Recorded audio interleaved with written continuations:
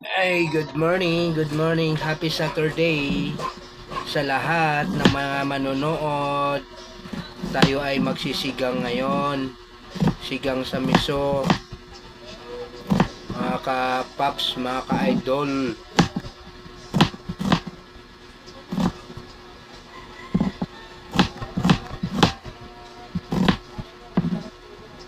Sisigang tayo.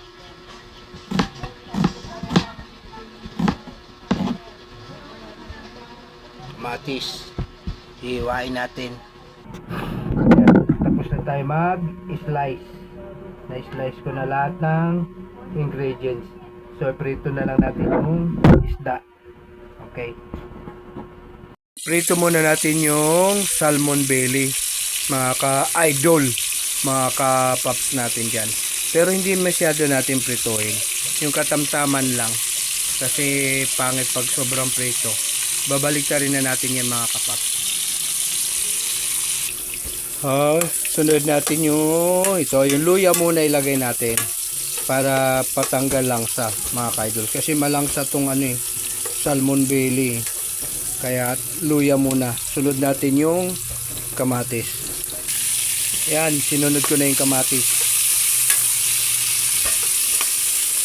Sunod na natin dyan yung sibuyas, bawang. Sunod natin yung bawang, sibuyas. Yan. Tapos mamaya sasabawan na natin yan.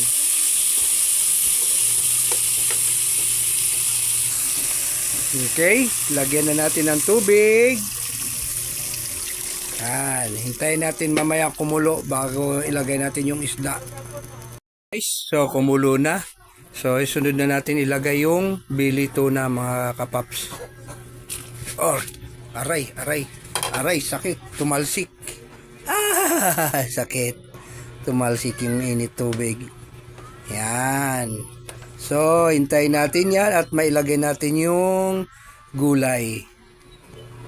Ito pala yung panigang nakalimutan ko na. So, lagay muna natin yan.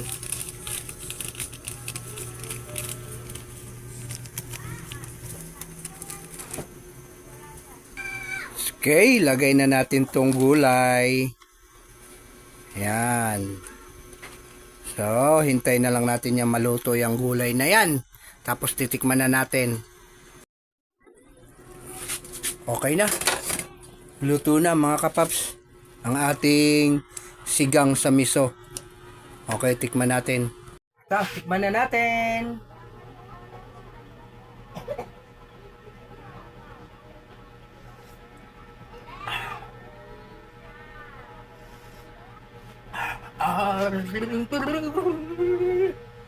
Ayos na to.